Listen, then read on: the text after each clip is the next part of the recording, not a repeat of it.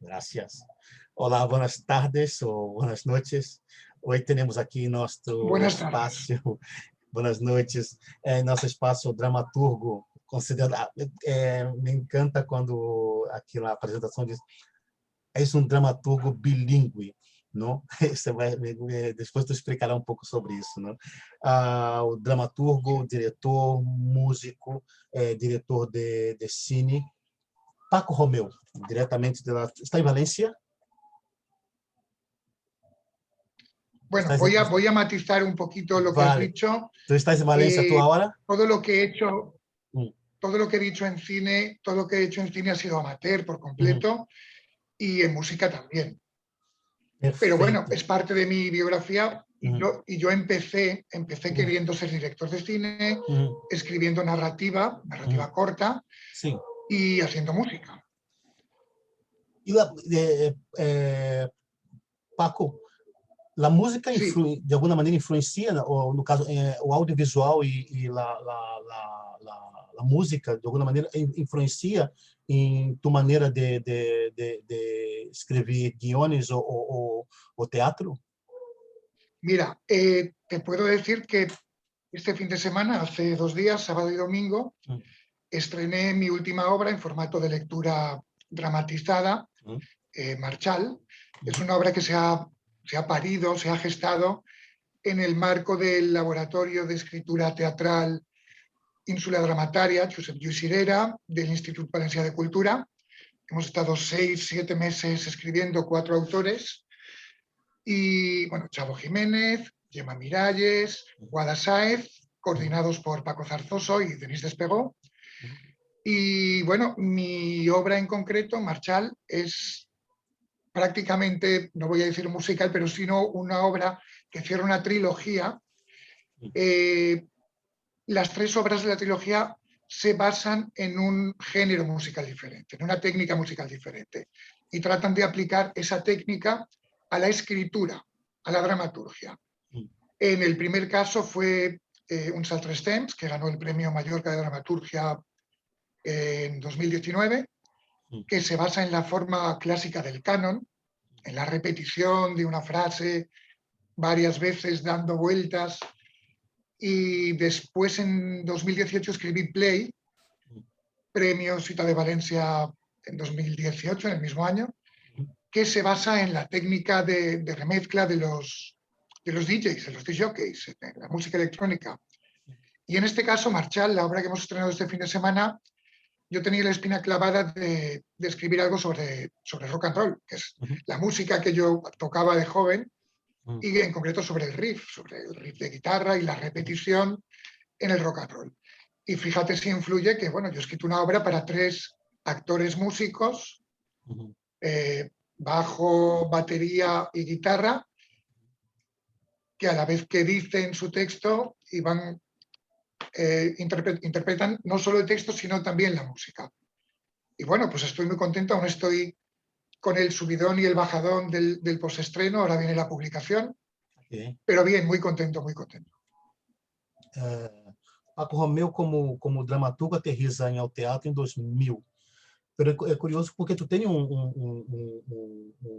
recorrido de muitos prêmios, creio que em poucos anos, não? Por Sí, exemplo, tu já, com a obra Eisenberg, em 2011, tu já recebe um prêmio, não, pela prêmio Ciudad Elzira. Em 2012, sí. por Vocabulário, tu recebeu o prêmio de teatro ibero-americano, Tirso de Molina. 2013, não? A extraordinária história do fantasma de Kim Kim-Kê, e prêmios GAI, prêmio Teatro Juvenil da Cidade de Torrentes, 2015. Em 2018, o prêmio que tu acaba de receber o prêmio Ciudad de Valência, não, por a obra Play. Aí outra, o prêmio Mallorca, não, de dramaturgia também. Como se dá Sí, y essa... muy recientemente acabo de ganar el premio Ciudad Alcoy, también con una obra en la que el confinamiento es parte, vaya. Vale. Perfeito. Como é essa aterrissagem ao teatro? Te cuento, yo cumplo pasado mañana 54 años. Yo a los 30 años no había pisado un teatro en mi vida, más que alguna función a la que te lleva el instituto o el colegio. No tenía ningún recuerdo especial del teatro, había leído el teatro que lees en el instituto, a Lorca y a Calderón y poco más. Y bueno, pues en 1999, conozco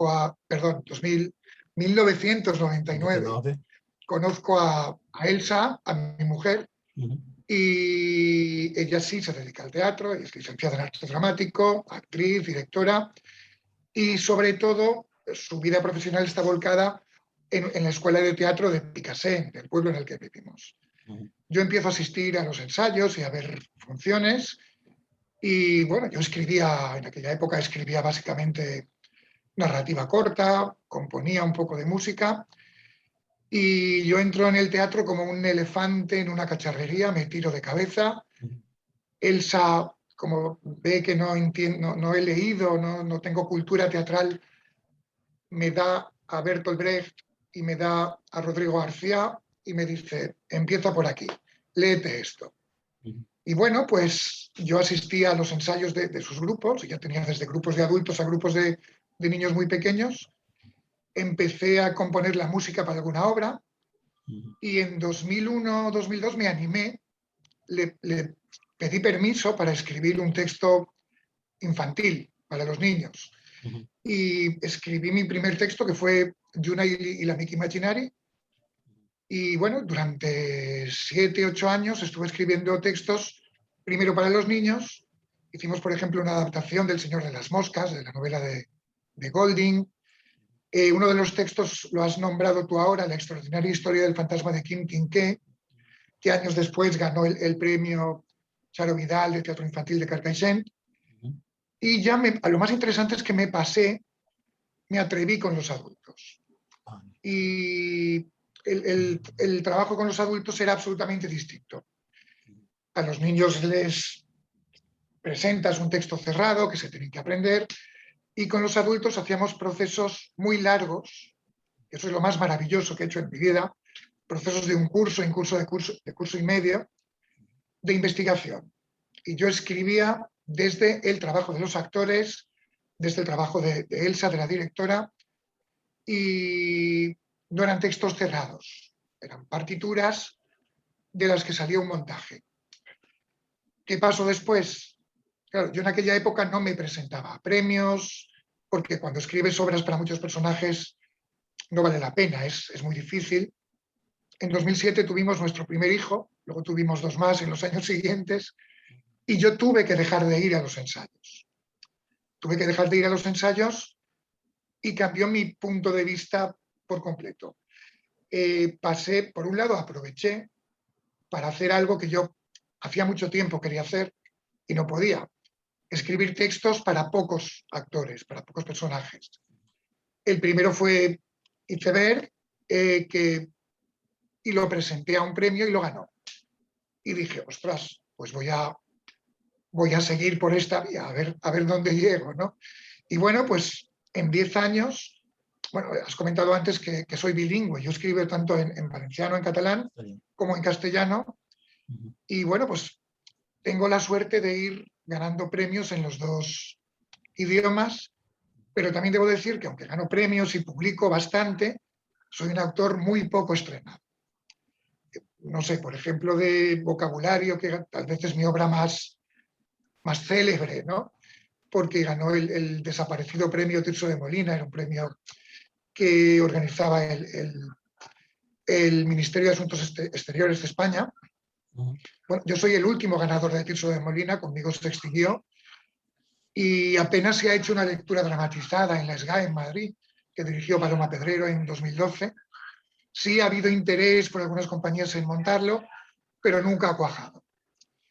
Tenemos una pequeña compañía, Teatre Corrent, con la que hemos estrenado un par de obras, Iceberg y Shin, pero bueno, hemos estado en salas pequeñas de Valencia y poco más.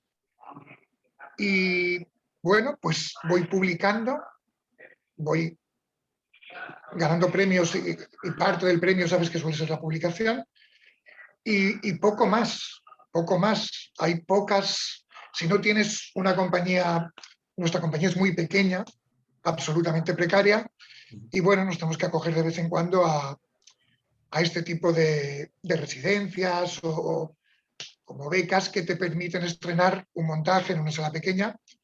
Play la teníamos que haber estrenado en 2020, pero pasó lo que pasó. Pasó lo que nos ha venido encima a todos, la pandemia.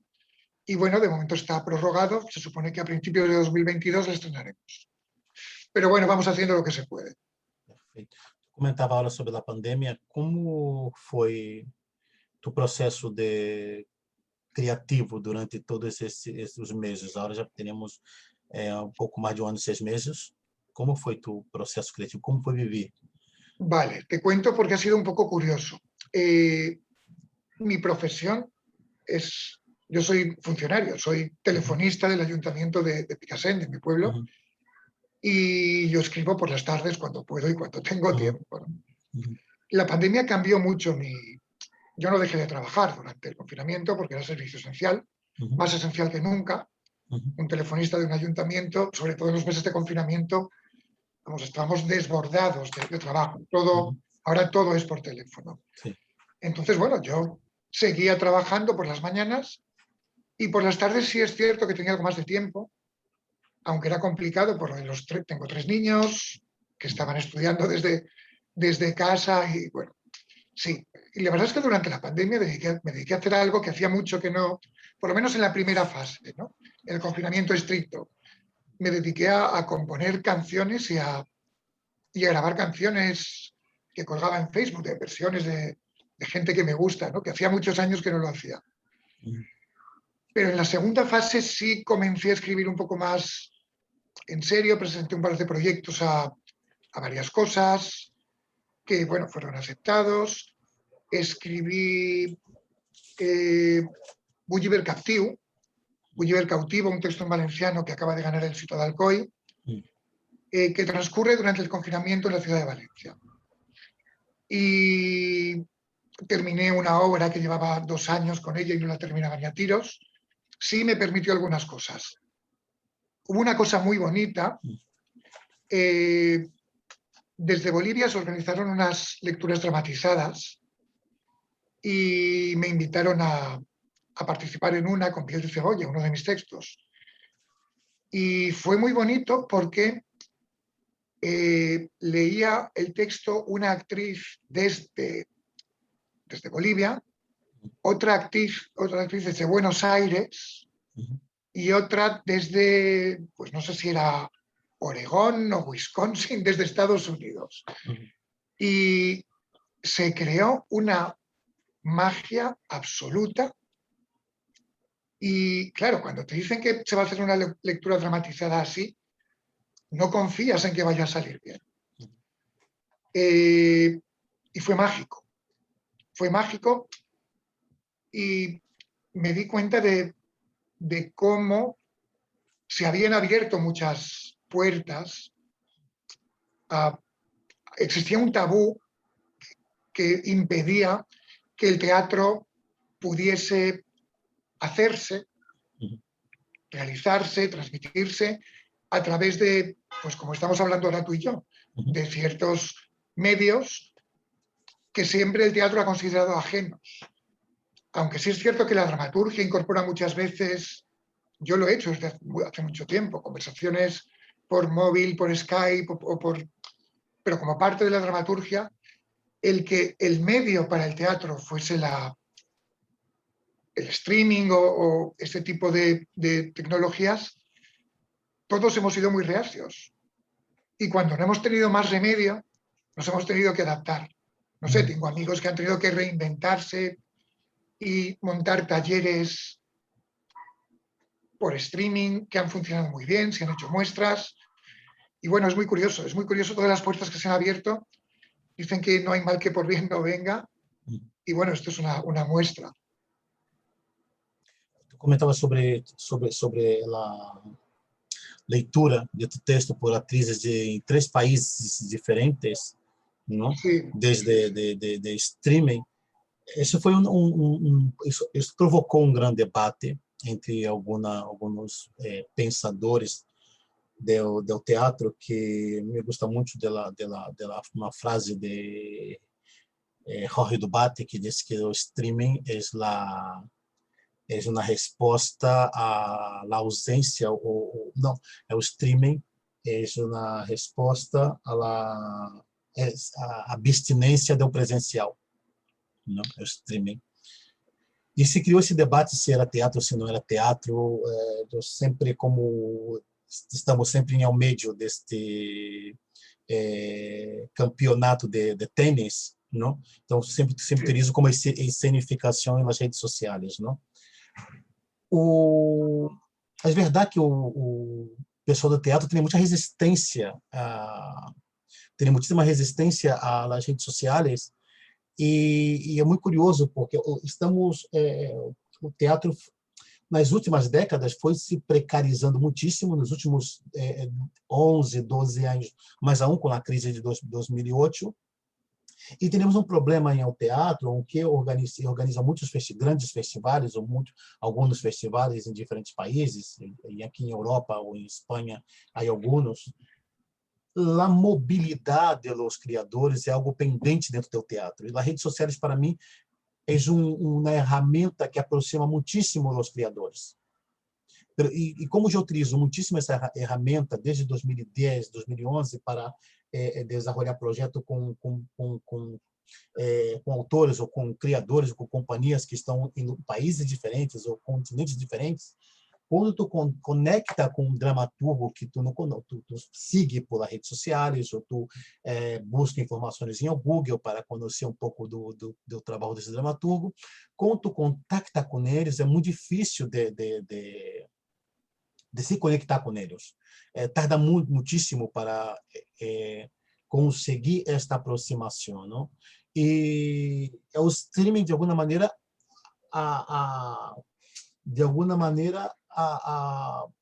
não digo derrumbado esta parede, mas de alguma maneira ha sido de alguma maneira ha encurtado esse caminho para chegar ao criador, para criar o dramaturgo, não?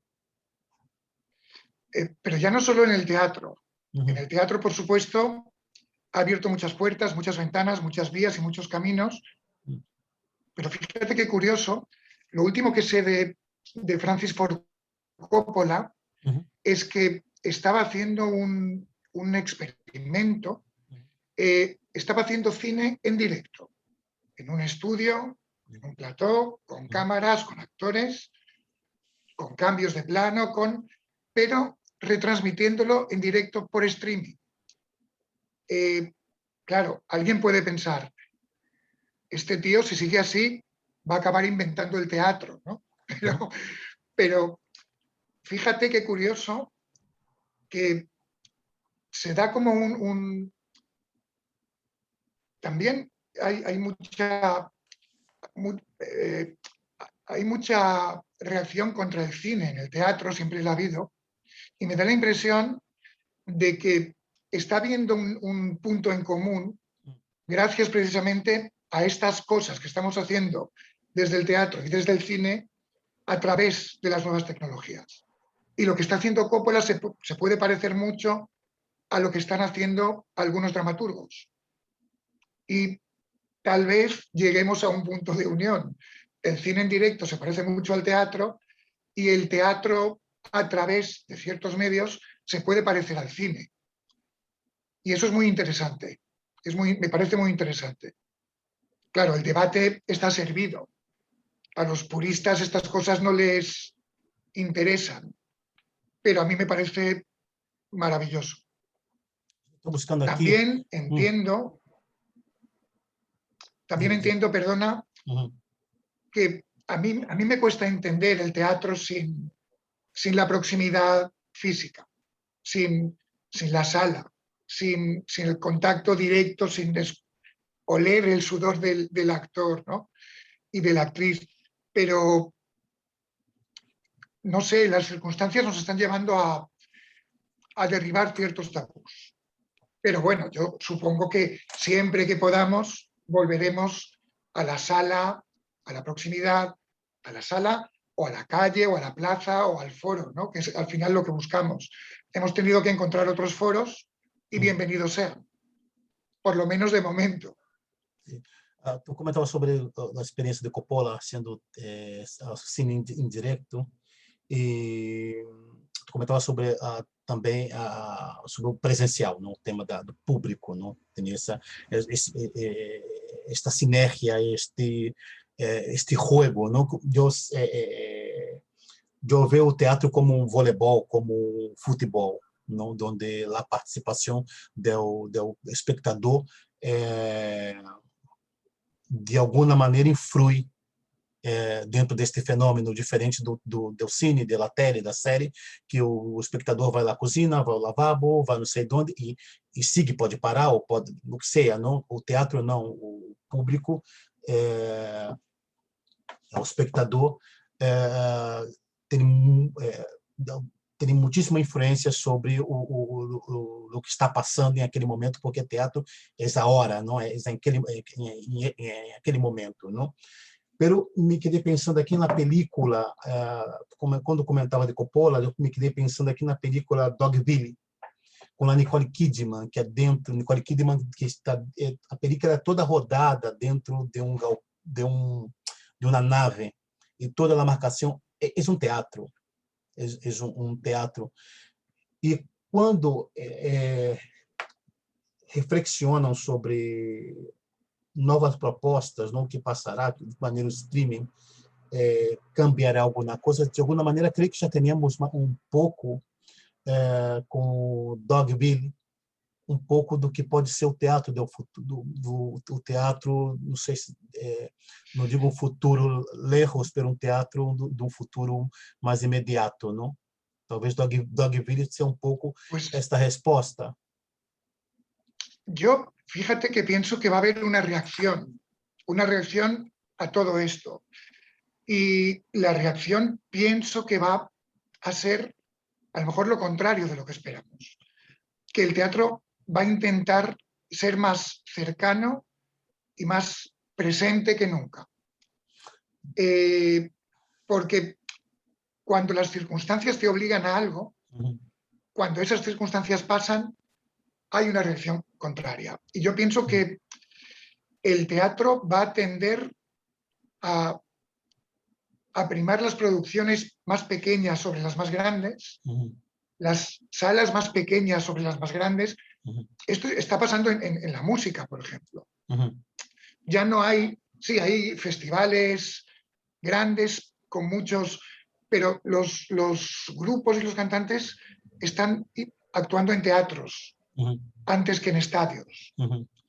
Se está buscando más la proximidad del público. Prefieren actuar 10 días para 1000 personas que un día para 10.000. Y pienso que esto también va a pasar en el teatro. Se une a la precariedad cada vez mayor. En Valencia, concretamente, esta semana tenemos un buen revuelo por el tema de las ayudas que ha concedido la Generalitat. Y bueno, está la profesión, y lo entiendo, en pie de guerra contra unos políticos que, por otro lado, también es cierto que, bueno, aquí venimos de donde venimos, y los últimos 5 años, pues la verdad es que se ha quintuplicado el presupuesto de cultura, y tal vez por eso se esperaba más. Y bueno, hay un debate curioso, muy curioso y duro, porque está en juego la supervivencia de muchas compañías y el pan de mucha gente, ¿no? Y bueno, yo personalmente, yo siempre he tenido siempre estoy haciendo la goma con la profesión, porque yo realmente, ya te he dicho que soy el telefonista del ayuntamiento de mi pueblo, que además de eso escribe teatro, ¿no? Nunca he vivido profesionalmente del teatro. Y por otro lado, como funcionario, entiendo cómo funciona la administración pública. y veo el tema desde los dos lados y desde ninguno al mismo tiempo. Y es un tema muy difícil sobre el que no puedo tener una opinión concreta porque tampoco he sabido bien qué es lo que ha pasado, ¿no? Me llegan noticias, me llegan comentarios de unos y de otros, pero todavía no me he detenido a ver. Pero bueno, el problema real, aparte de las ayudas, es la precariedad. Y parte de la precariedad viene, y es algo que llevo pensando mucho tiempo, porque hablabas tú antes de todo lo que pasó a partir de 2007, 2008, a nivel económico. Esa crisis, aparte de económica, al teatro le hizo mucho daño porque el público le dio la espalda al teatro. No sé por qué, pero a partir de ese momento, no sé, el teatro de mi pueblo, que se llenaba cada fin de semana, dejó de llenarse.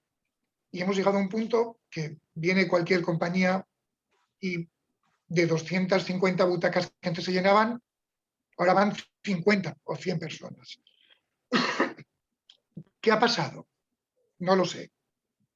Pero sí sé que a partir de esa fecha el público cayó en picado. Y parte de la precariedad viene de ahí. Las compañías pequeñas desaparecieron, las grandes, algunas también desaparecieron y otras han sobrevivido como han podido, básicamente por ayudas estatales, y no se ha recuperado. El público no se ha recuperado. Entonces se han creado muchas compañías jóvenes, porque al mismo tiempo hay mucha gente nueva en la profesión, gente muy formada, y que en muchos casos se tienen que ir fuera de Valencia o fuera de España, y es como que hay muy poco pastel para muchos comensales, ¿no? Y es una situación muy difícil, pero yo sigo pensando que el problema principal es el público. Y analizar lo que ha pasado con el público me parece muy importante. Antes un pueblo o una ciudad pequeña de entre 20.000 y 50.000 habitantes podía programar al mes 2, 3 o 4 infantiles y 2, 3 o 4 funciones para adultos o para todos los públicos, y ahora se está programando una al mes. Y es tremendo, porque la mayor parte de compañías comían de ahí, de esas funciones en teatros pequeños, en los pueblos, y eso ha desaparecido casi por completo. No desaparecido, pero se ha reducido a la mínima expresión. Y es un problema tremendo. Estava apontando aqui, não é uma crise, não vivemos um câmbio de paradigma, um câmbio de sociedade. Por um pequeno exemplo é que antes teníamos aún, claro, artistas, pensadores, e hoje temos influencers, não?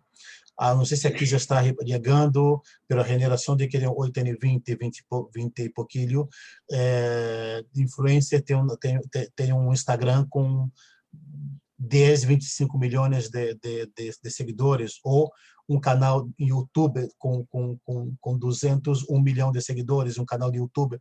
Eu vejo figuras americanas como a Oprah e outros grandes apresentadores, incluso companhia de dança ou grupos de música, que têm seu próprio canal de YouTube com 2 milhões, ou com 3 milhões, ou com 500 mil seguidores.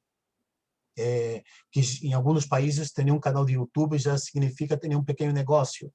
Tu tens um pequeno canal de YouTube, onde essas figuras estão praticamente sem máscara, estão praticamente não é um personagem. Então isso cria uma conexão muito próxima com esses seguidores, não sei se chamar espectador, creio que a palavra mais adequada é seguidores, que consome esse tipo de conteúdo, seja do Instagram ou seja do canal de YouTube. Pero, por outro lado, veníamos do tema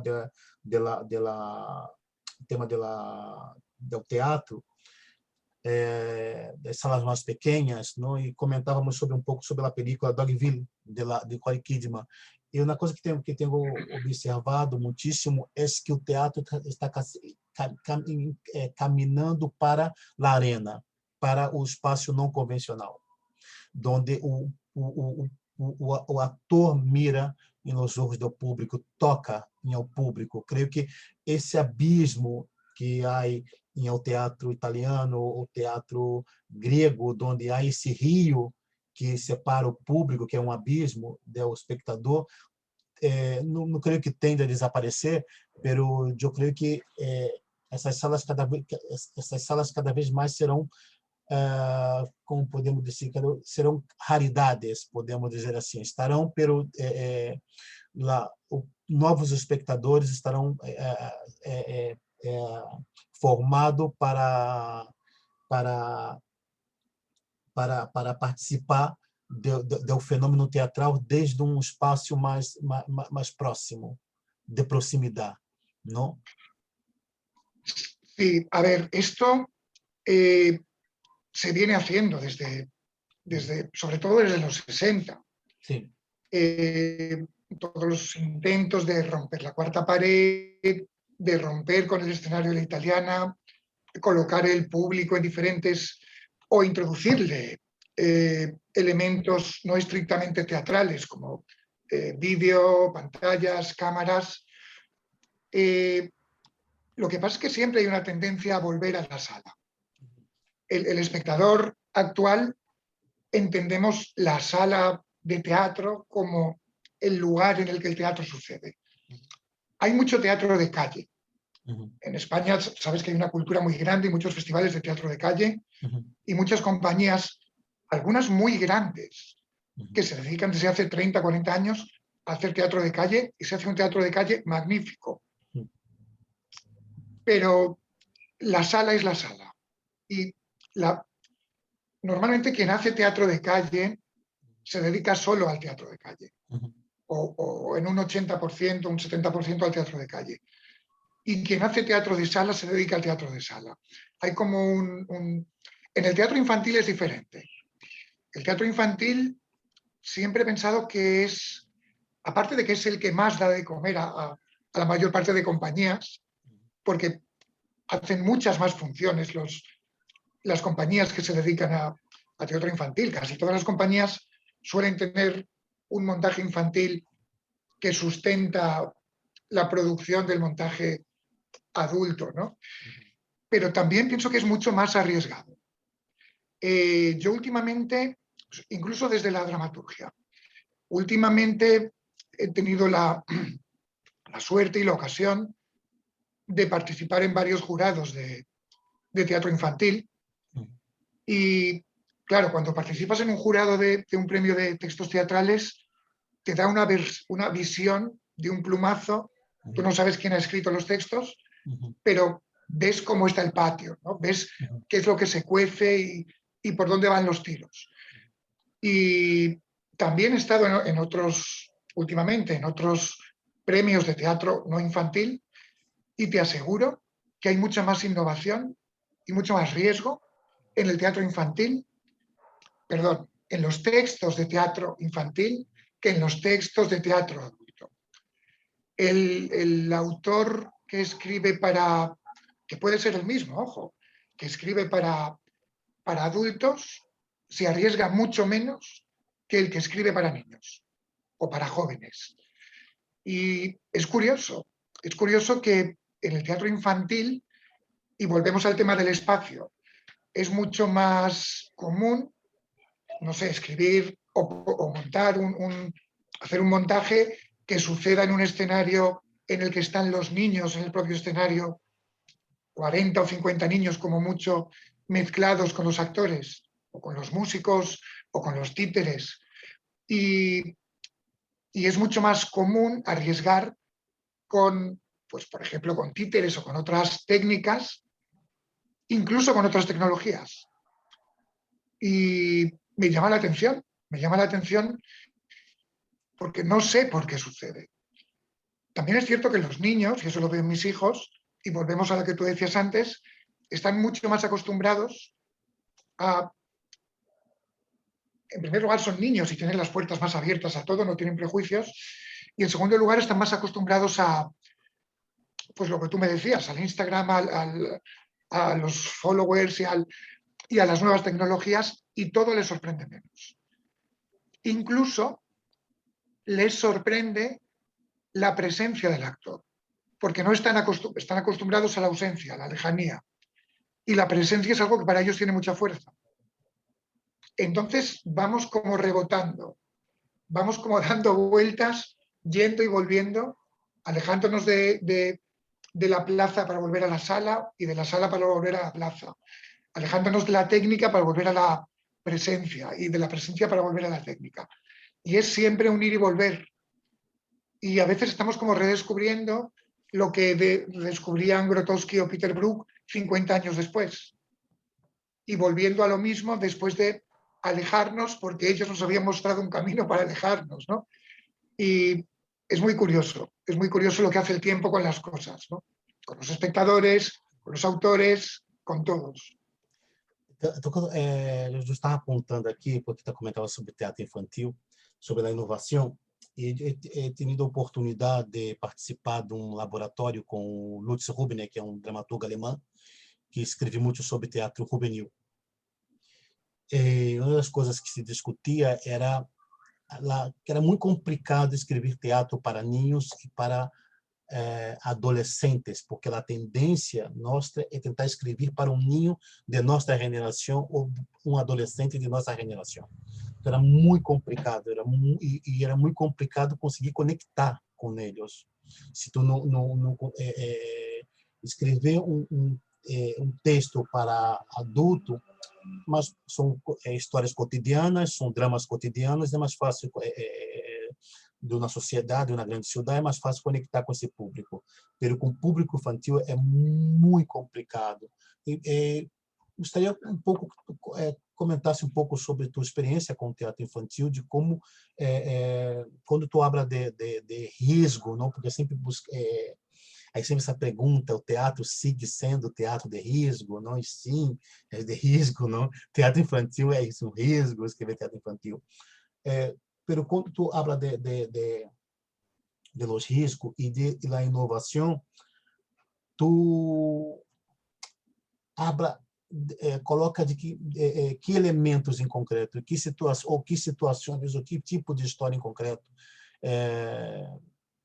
Por exemplo, eu vejo muitos companheiros meus que têm, bom, na minha geração, já tenho 50, de minha geração, que têm muitíssima dificuldade de colocar, por exemplo, o tema da realidade virtual, não? Com as gafas virtuais, ou com o tema utilizar o WhatsApp em cena, não? Esses elementos, não? Como teatro infantil, ou que tipo de elementos se utiliza com essa geração que são nativos digitais? Mira, te puedo decir que el último texto, bueno, se va a publicar muy pronto, fue Gulliver Cautivo, es el texto que te he comentado antes que ha ganado ahora el premio Città d'Alcoi. No es es un premio de teatro adulto, no es un premio de teatro juvenil ni infantil, pero sí es cierto que el texto y los propios miembros del jurado lo entendieron así, está dirigido a público juvenil, adolescente o entre 13 y 20 años, podríamos decir, ¿no? Sí. Te puedo decir que seguramente el 30-40% del texto es vídeo. Está planteado para ser presentado en una pantalla. Sí. Hay conversaciones telefónicas, hay una conversación en streaming y hay mucho hip hop, hay parkour. Quiero decir, he intentado entrar en el universo de mi hijo, mi hijo mayor tiene 13 años, ¿no? Y he intentado entrar en las cosas que a él le gustan. Todo eso adaptándolo a mundo muy concreto, en un universo muy concreto, que es la historia de la ciudad de Valencia durante los últimos 25 años. Sus cambios urbanísticos, sus cambios sociales. Y bueno, a mí de momento me ha funcionado. El texto no lo han leído más que los jurados del premio, lo han leído 4 o 5 personas. Ahora se va a publicar y bueno, a ver si tuviéramos la suerte de que alguien decidiera montarlo, ¿no? Y poder testar todo esto que yo estoy planteando en el papel, qué pasa cuando se lleva a la escena, ¿no? Ya te digo que pues, yo creo que el 30-40% de la duración del posible espectáculo está planteado para ser visto en una pantalla. Incluso algunas cosas en directo, ojo, no todo vídeo filmado. Por otro lado, si voy a los orígenes o sea, cuando yo empecé a escribir teatro infantil, es curioso porque mi teatro más político, más comprometido, es el teatro infantil. Seguramente antes te he dicho que mi mujer cuando vio que yo no sabía nada de teatro, no había leído teatro, me soltó las obras completas de Bertolt Brecht. Y mi primer teatro infantil es muy, muy brechtiano. Hay una influencia salvaje de Brecht y, claro, yo ahí encontré una conexión entre mis ideas, el teatro de Brecht y la oportunidad que tenía de escribir teatro para niños, la oportunidad que se me dio. Y bueno, sí, mis primeras obras son muy políticas. Por ejemplo, seguramente la que más, La increíble historia del fantasma de Quinquinqué, es una obra que la escribí en 2004 y habla de pues, lo que pasaba entonces en España. El bipartidismo, ¿cómo llaman? Las puertas giratorias, cómo se van turnando en el poder los empresarios y los políticos. Hablaba de xenofobia, hablaba incluso de la burbuja inmobiliaria, aquello que estalló y hizo que estallara la crisis de 2007, 2008. Y todo eso, en 2004, lo hablábamos y lo debatíamos con los niños durante todo el curso, los niños que iban a participar en el montaje. Claro, porque el teatro infantil no se queda solo en la representación, es una herramienta pedagógica que le sirve al director para trabajar con los niños, al director o al profesor, y al autor para ir a hablar con ellos, a los colegios o institutos que han leído el texto o lo han visto representado, y tener un feedback con ellos, ¿no? Hay una retroalimentación muy bonita. Y la verdad es que después pasé a escribir otro tipo de teatro infantil. Tal vez lo último parecido fue Astrolabio, que ganó el premio SGA de teatro infantil en 2018 y que se ha estrenado, es una de mis obras que se ha estrenado con la compañía Disparatario, que por cierto ayer les robaron la furgoneta con todo el equipo dentro y hoy la han encontrado. Y parece que está todo en orden, los títeres y todo está en orden. Han tenido mucha suerte. Y bueno, pues me está dando muchas alegrías porque está funcionando muy bien, sobre todo el libro. Yo estoy acostumbrado a que se editen mis obras, que no pasen nunca de la primera edición y vamos por la tercera. Y va muy bien. Se está leyendo bastante, las funciones han parado, sobre todo por el confinamiento, pero bueno, volverán. Y es seguramente la última obra infantil que he escrito con este tipo en este caso es la historia de una niña que vive en el desierto del Sáhara y la quieren casar contra su voluntad. Y bueno, pues pasa una serie de cosas y puede escapar de ese destino que tenía escrito y en su camino va encontrándose con mujeres, ¿no? Y es una historia de sororidad entre mujeres.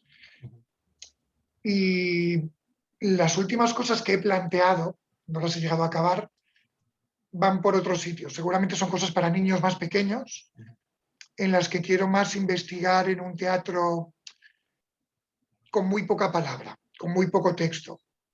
Lúdico. Y bueno, estoy probando. Estoy haciendo pruebas que todavía no pasan de eso, de pruebas. Comentava sobre tu mirada política sobre quando hace teatro para niños, e eu estava pensando de, por ejemplo, la cosa rap o hip hop, ¿no? Que hay un debate en determinado sector de la cultura si es arte, si no es arte, porque es un arte urbano. En Estados Unidos es reconocido, ¿no? Como un arte urbano, como la moda es reconocida en Francia, ¿no? Que la moda es arte. E aí figuras do meio cultural, intelectual, que não aceitam a moda ou o hip hop como arte, não? E principalmente estão os prejuízos que aí por detrás do movimento hip hop, como tu como padre de adolescentes, não? Tu consegue se conectar com as canções, quer dizer, aí sempre hay uma frase muito boa que quando não conseguimos conectar com as canções de nossos dias porque estamos envelhecendo. Essa frase para mim é muito significativa. Pues te voy a contar algo muy divertido que ha pasado estos días. Mm. Estos días estamos de vacaciones en un apartamento en la playa y los días y las noches son distintos al ritmo normal de la vida. Y yo vengo del rock and roll, de la música rock y es lo que escucho normalmente, aunque Como de los también escucho 80. Sí, pero también escucho mucha música electrónica, siempre me ha gustado mucho, y otras cosas. Pero es cierto que tenía un vacío. Apenas conozco nada de la música que escuchan mis hijos. Y la otra noche le pedí a Sergi, a mi hijo mayor, que me pusiera cosas, que me pusiera lo que a él le gustaba. Y es curioso porque aquí también ha habido una cosa durante el confinamiento. Ha habido artistas que han trabajado mucho por streaming y se han colaborado mucho entre ellos, ¿no? Por ejemplo, yo no sabía quién era Bizarrap. Bizarrap es un DJ, un tío que hace bases para que otros canten encima, ¿no? Y gente muy diferente.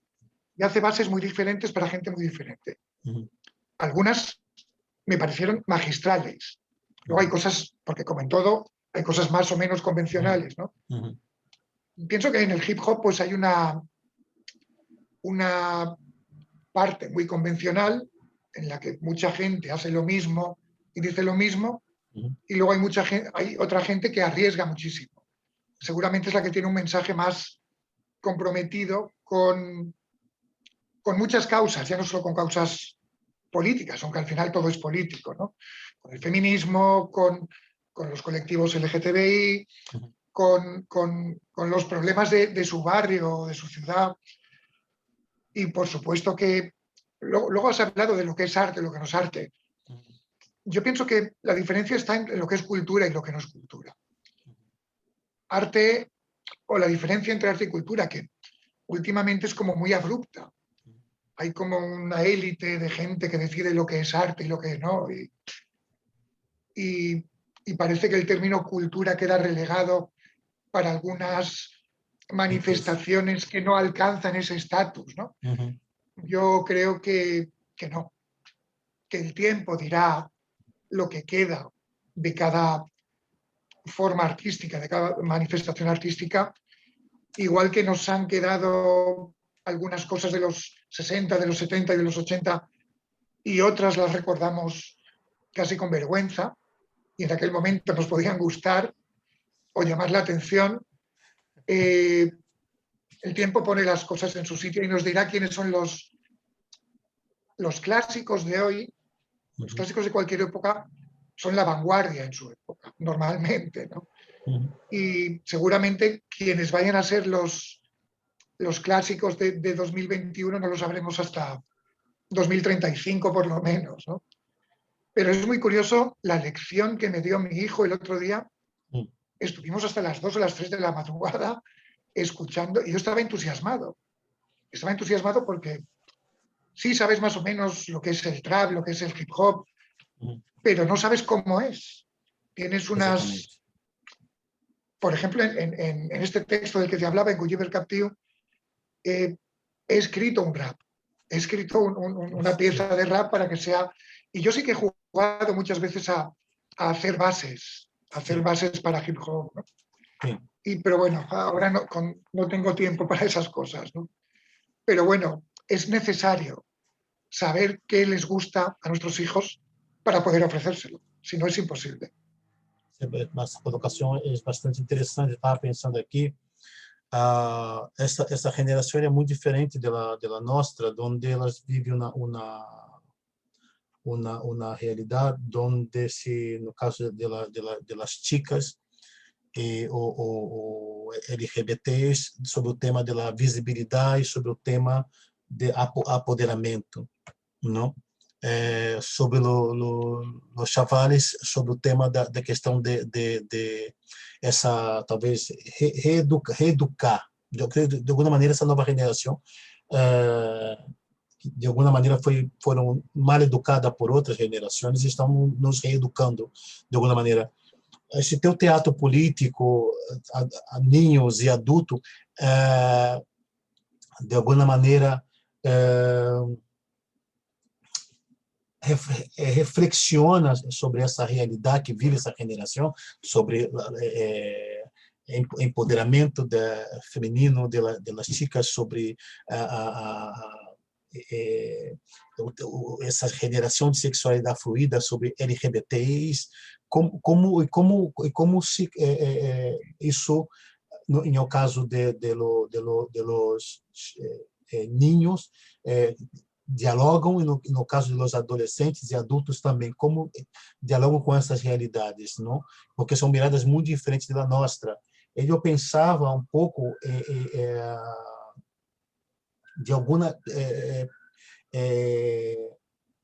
colocar desde algumas obras que tu ha estrenado ou ha editado, não? Por exemplo, não? Pergunto, como exemplo, se o texto a extraordinária história do fantasma de Kim Kinke, de alguma maneira reflexiona sobre estas realidades? No, esta reflexiona sobre, antes te he contado que hablaba de política, básicamente, ¿no? Era una caricatura de la política en aquel momento, en 2004, que es cuando se estrenó con los niños, y hablaba de bipartidismo, hablaba de un modo muy cómico, que bueno, acaba muy trágicamente, también tiene un final muy trágico y muy desesperanzador, pero sí te puedo decir que, por ejemplo, en Els Medis, Los Medios, es una obra que ganó en 2015 el premio del Teatro Juvenil Ciutat del Torrent. Ya que va avanzando la obra, nos damos cuenta de que es transexual. Es un niño que nació físicamente niña, con nombre de niña, y también he tenido, no se ha estrenado nunca, pero sí que he hablado con quienes han leído, y en primer lugar hay un fenómeno muy curioso que es la normalización.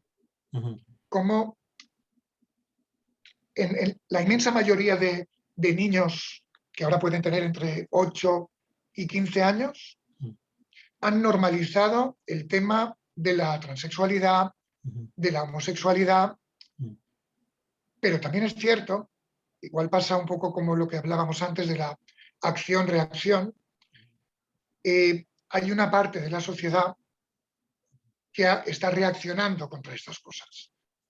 Y seguramente el fenómeno del fascismo en España, el fenómeno de Vox, tiene que ver con este tipo les enfadan, les ponen de muy mala leche este tipo de políticas abiertas. Y fíjate que en los niños también se ve, supongo que será en los niños hijos de padres que reaccionan negativamente a estas cosas, ¿no? Pero ves ciertas cosas que asustan. Ves un machismo exagerado que pensábamos que se había superado, acoso escolar en redes y en vivo y en directo a los más vulnerables. y aunque sí existe una base fuerte y grande que está por encima de esto, me asustó mucho la reacción. Y es un tema sobre el que quiero escribir próximamente porque es un tema sobre el que hay que reflexionar. Y también quería comentarte una cosa muy importante, porque claro, en teatro infantil tienes que el objetivo es, bueno, en teatro adulto también, pero tal vez en infantil hay que ir con mucho más cuidado. No se trata en ningún caso de adoctrinar, sino de lanzar preguntas, permitir que se inicie un debate. Claro, todos tenemos nuestras ideas, eso es obvio, igual que también es obvio que en general la gente que se dedica al mundo de la cultura es gente de izquierdas. Y eso lo sabemos todos. Pero no nos podemos presentar sin negar las militancias de cada uno. No podemos hacer panfletos de ciertas cosas. Y también, pero bueno, las preguntas se lanzan. Y lanzar preguntas ahora mismo ya es un acto subversivo y un acto político, ¿no? Porque parece que todas las preguntas vienen formuladas desde fuera, desde los medios de comunicación, desde Netflix, desde los que acaparan los más media, ¿no? Y te iba a decir algo más y se me ha ido el hilo. Te iba a decir algo más. No recuerdo qué te iba a decir. Supongo que me acordaré ahora enseguida, cuando empecemos a hablar de otra cosa. Sim, me quedei pensando quando tu comentava sobre o tema de formular perguntas e sobre é lógico que os hijos de muitos niños são hijos de padres muito extremos, não, nesse caso de extrema direita, ou o ninho vá completamente a outro polo, não, acaba se conectando com os mais com o setor mais progressista ou se tornam ninhos mais machistas, não? Mais machistas e mais conservadores. Essas duas possibilidades. E quando se lança perguntas desde o teatro, há um conflito com os padres de Piquereta. Estão adoctrinando meus filhos, estão tentando transformá-los em gays, ou agora com todo o tema de intersexual, não sei, como dentro do teatro, como gestiona tudo isso, inclusive dentro da escola, não? Onde esse niño tem esse contato com esse teatro. En la escuela, que bueno, realmente quien lo hace es mi mujer, no soy yo, pero es mucho más fácil. Es mucho más fácil porque tienes a los niños allí y pueden elegir. Son procesos de trabajo abiertos en los que los niños no son simples actores, no son simples peores que puedes mover, son parte activa en el montaje. Aunque vengan de un texto cerrado, la manera de pensar, las respuestas a las preguntas que formula el texto o el proceso de trabajo quedan dentro del proceso de trabajo y van haciendo pozo. Eso es maravilloso. Eso es maravilloso. Es diferente cuando como autor, como dramaturgo, vas a una clase, a un aula que ha leído tu texto, que no ha participado en un montaje, ¿no? Eso es diferente. Es diferente porque sí, te pueden dar su visión y es magnífico. Hola. Pero no es el mismo grado de tu voz en un... ¿Sí me escuchas? Sí, te escucho perfectamente. Perdona. El poner tu cuerpo cuando un niño pone su cuerpo y su voz y su y sus opiniones en un montaje en un proceso de montaje que dura lo que dura un curso escolar, eso es maravilloso. Porque, bueno, el teatro, esto es lo que iba a decir antes. Esto es lo que iba a decir antes y se me había olvidado. El teatro como herramienta pedagógica. Vale. El teatro, la música y muchas artes que están quedando fuera de los sistemas educativos, ¿no? El teatro como herramienta pedagógica es impresionante porque toca todos los ámbitos del alumno, todas las facetas del alumno. Y el alumno puede expresarse desde todas esas facetas. La faceta de su relación con la sociedad, su cuerpo, su voz, ya no solo como su voz física, sino como su voz, como su identidad. Ese acercamiento, porque claro, el teatro implica literatura también, implica música, ese acercamiento a la cultura desde diversos puntos de vista que parece que cada vez más los programas tanto de educación infantil como primaria como secundaria encasillan más las distintas asignaturas y las separan. Y aquí se pueden juntar muchas cosas en el mismo cajón, ¿no? En el mismo escenario. Y eso es maravilloso. Tu has tido uma participação em Criadores, que é um projeto que ocorre em Valência, por o dramaturgo e diretor Gabi Ochoa, que organiza em Valência. Sí. Estou participado na proposta que é Autoria, Denúncia e Militância. Não? E, tu teatro, eu já havia perguntado sobre teatro para niños, todas essas questões sociais que é a realidade dessa nova geração, empoderamento e tudo isso. Tu teatro dirigido ao público adulto, de alguma maneira tu comentava sobre sua influência de Brecht, de alguma maneira também essa política, tu comentava sobre o tema da burbuja imobiliária, sobre o tema da crise de 2007, 2008, por exemplo, a obra como Uns Altos Tempos em um Terreno Espinoso e Delicado, contempla também o tema político e social? Mira, no mucho, te explico. Por algún motivo, cuando escribo en castellano,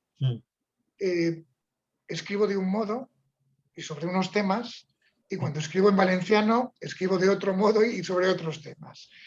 Uns altres temps es curioso, pienso que tiene varios motivos. Ahora voy a tratar de explicártelo. Uns altres temps, junto con Play y con Marchal, el texto que he estrenado este fin de semana, son los tres textos que te he comentado antes que a nivel estético, a nivel técnico, se fundamentan en técnicas musicales, ¿no? En el canon, en la técnica del DJ y en el riff. Pero a nivel temático, los tres coinciden en que hablan de la violencia en el seno del ámbito familiar. Vale.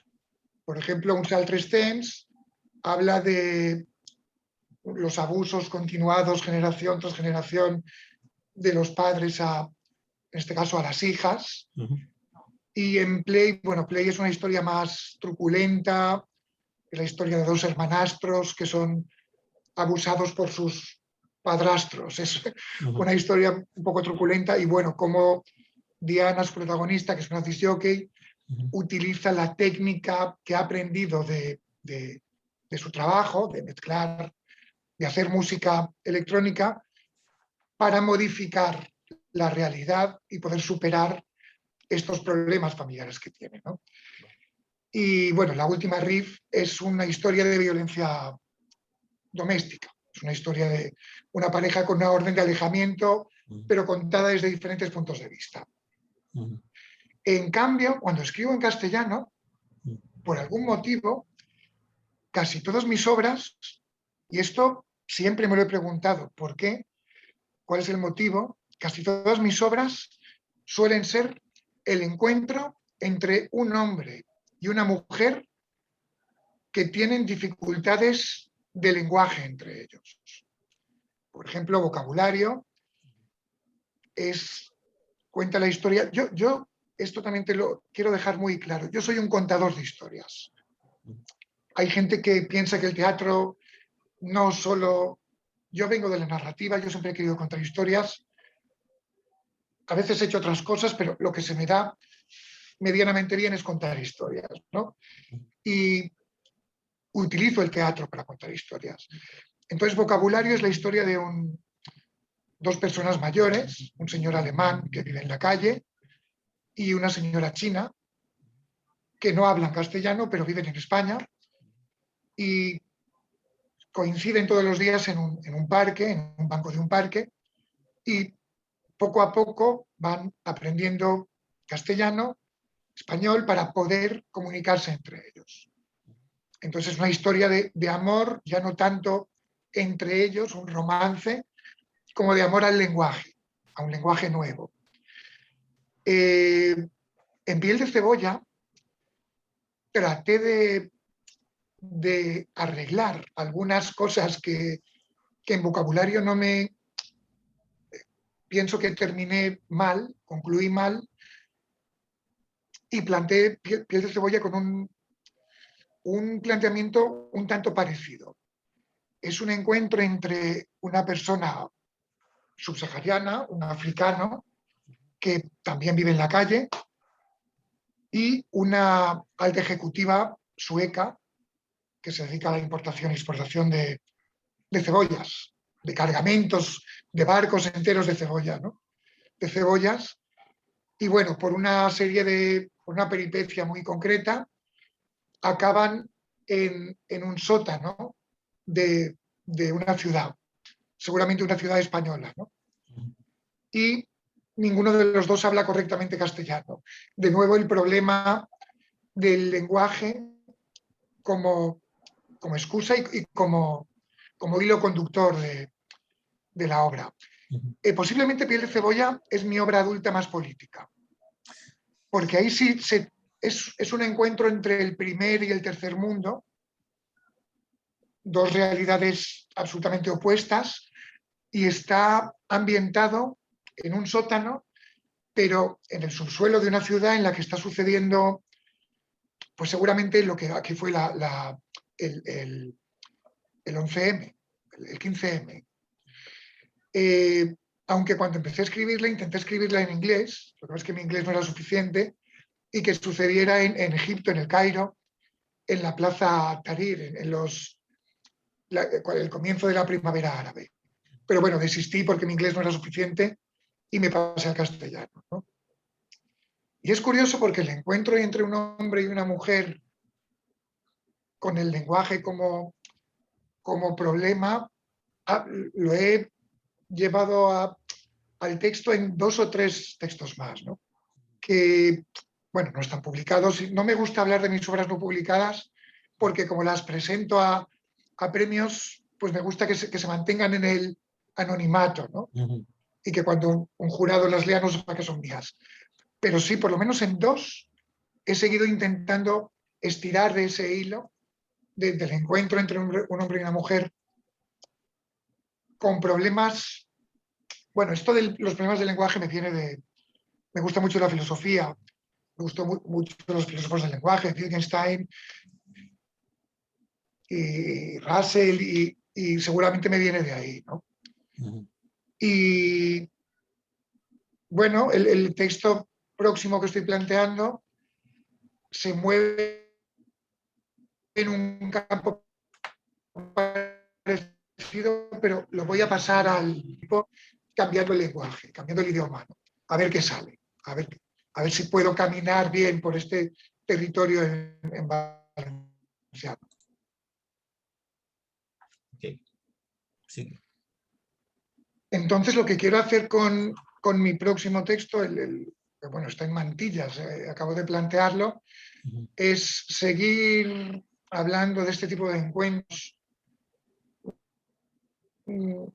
con problemas del lenguaje, con esta obsesión que tengo por el lenguaje, que seguramente viene de la filosofía, de Wittgenstein, de Russell, pero voy a hacerlo ahora en Valencia. Voy a cambiar un poco el terreno firme que tenía con todas estas obras en castellano. No quiero que sea un encuentro entre un hombre y una mujer, quiero que sea un poco diferente y quiero que sea en valenciano.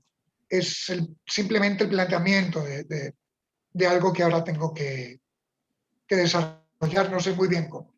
No sé por dónde van a ir los tiros todavía. Tengo un apunte de estructura y poco más.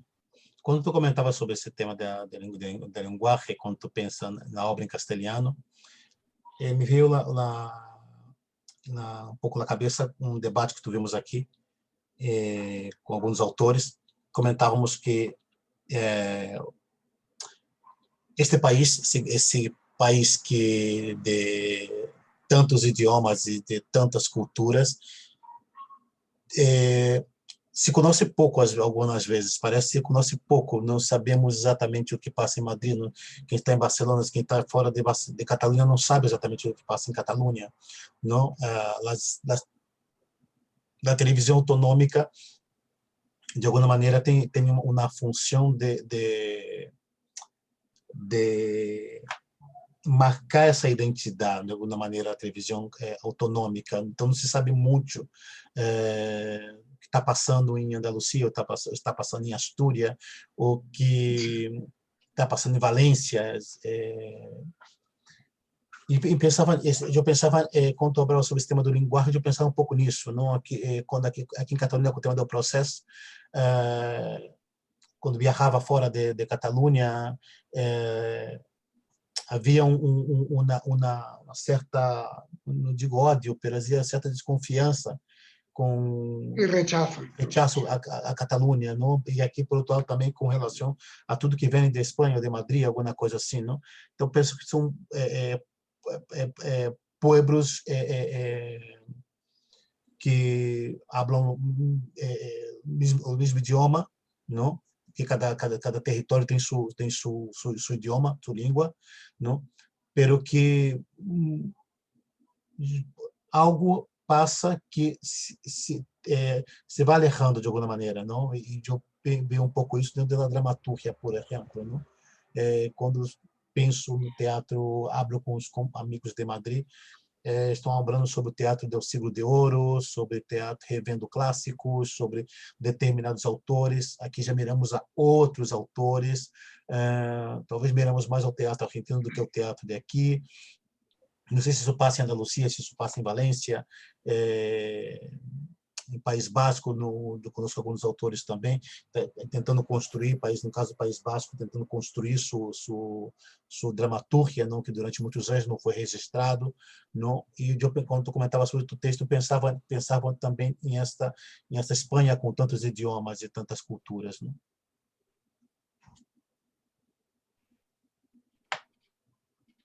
Es curioso porque esto puede ser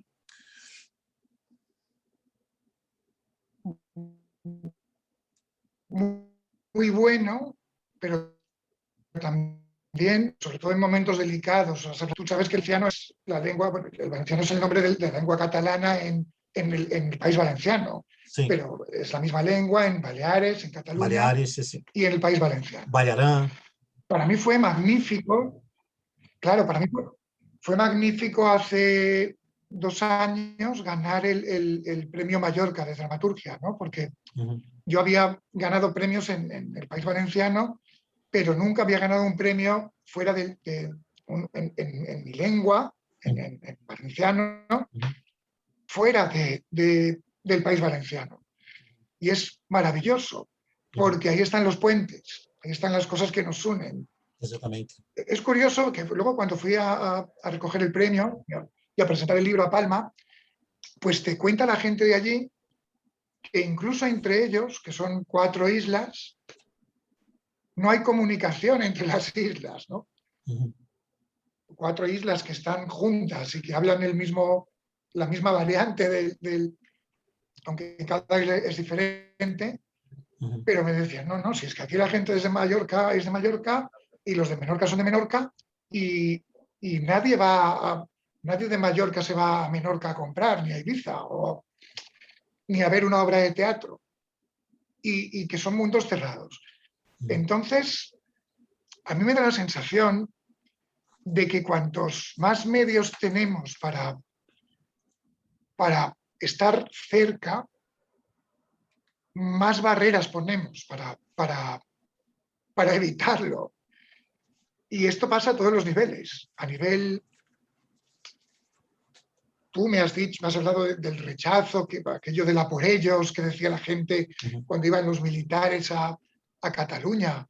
Impactó mucho eso. Claro. También yo que vivo en Valencia, también, no sé, hay un rechazo secular en muchos sectores de la sociedad valenciana a todo lo que viene de Madrid y a todo lo que viene de Barcelona. Quiero decir, los rechazos son de todos los lados para todos los lados. Y no sé, yo tengo la sensación de que teniendo los medios para romper los medios que son básicamente la cultura y los medios físicos que tenemos ahora. Volvemos al tema de las redes y de los medios de comunicación, pues cuantos más medios hay, más barreras hay y más rechazos hay. Y no entiendo por qué. Habría que pensar mucho que yo, por ejemplo, me pasa con el valenciano lo mismo que me pasa con el teatro. Yo no hablé valenciano hasta los 30 y pico años. Y prácticamente aprendí a escribir valenciano escribiendo teatro en valenciano. Y para mí ha sido una de las cosas más importantes de mi vida, porque era mi lengua. Mi abuelo no hablaba español, solo hablaba valenciano. Mi padre prácticamente también. Y de pronto en una generación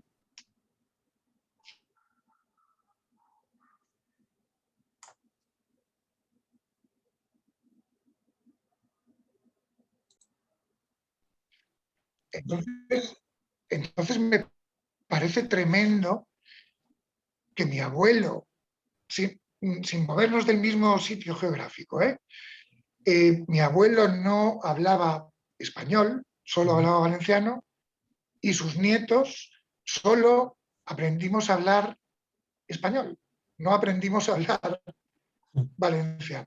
Entonces, para mí, que empecé a hablar valenciano y a escribir valenciano al mismo tiempo, a escribir teatro al mismo tiempo, es muy importante, es un hecho muy importante en mi vida, ¿no? Es una de las cosas que más me han reconciliado con lo que era y no sabía que era, porque la lengua es tremendamente importante en lo que cada uno es, ¿no?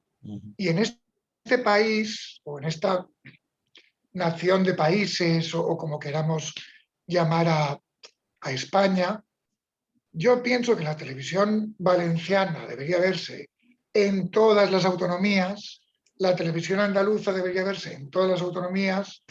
Y fíjate que en Valencia hemos estado, creo que han sido 6, 7 años sin televisión autonómica, porque la cerró el Partido Popular de un día para otro.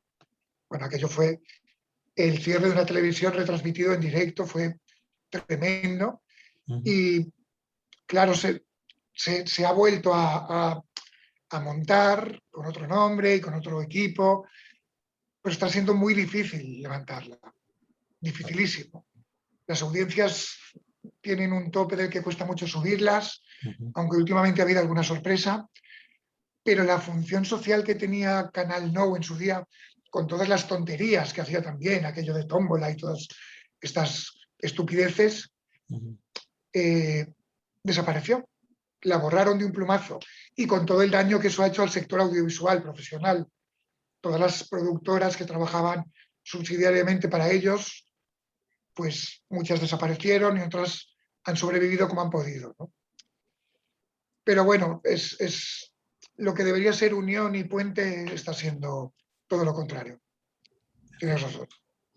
Tu consegue ver, nós comentávamos antes sobre tua obra que foi lida em 3 países diferentes por 3 atrizes e estamos vivendo esse fenômeno do streaming, onde cada vez mais a mobilidade e a conexão entre os criadores é mais rápida, mais dinâmica, não? Tu consegue Sí. ver tu comentava também sobre as novidades dentro do teatro infantil, as novas propostas de teatro para jovens, coisas assim. Com o fenômeno do streaming, com tudo com o impacto da pandemia que acelerou muitíssimo os câmbios do teatro, tu consegue ver o futuro próximo do teatro, por onde vamos mais ou menos a nível de criação teatral e de dramaturgia? A ver, a mí me pasa una cosa. Yo utilizo en mi vida privada, he utilizado muy pocas veces el streaming. Cosas como esta ahora no estoy habituado. Soy seguramente de los más jóvenes de las generaciones que nos está costando aún entrar. Pero cuando lo he utilizado es maravilloso. Tanto, por ejemplo, la lectura de la que te hablaba antes, de Piel de Cebolla, reuniones virtuales como jurado, como miembro de un jurado. No es lo mismo que estar, pero bueno, lo ha permitido durante... Y pienso que muchas cosas que han pasado durante la pandemia van a quedar en cierta manera, porque realmente son más cómodas.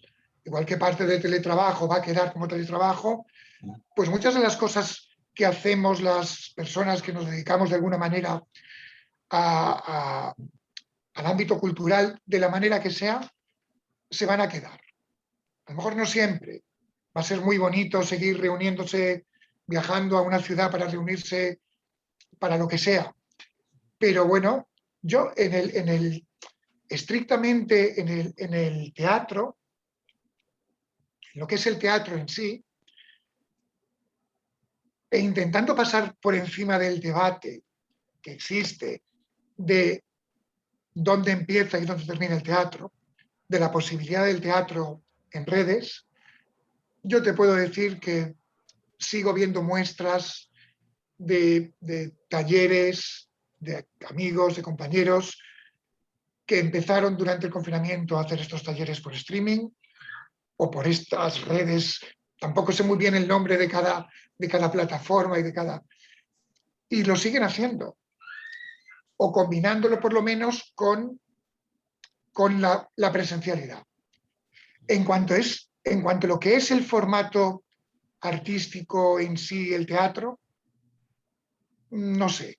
No sé, porque ya te digo que pienso que después de estos años de obligatoriedad por necesidad de recurrir a estos medios, pienso que va a haber una reacción hacia la presencialidad. Y pienso que el teatro también se va a dar en el teatro esa reacción. Incluso pienso que sobre todo en el teatro, ¿no? Aunque al mismo tiempo asumirá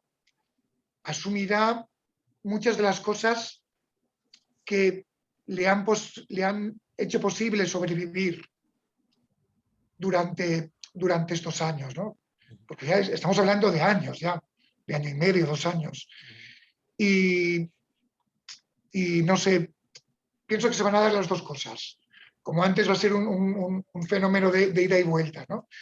Va a haber cosas contra las que se va a reaccionar y cosas que se van de las que nos vamos a apropiar. Pero es pronto para saberlo, Sí. Pergunto se agora mesmo te encontrasse extraterrestre, o que ele explicaria sobre a Espanha de hoje?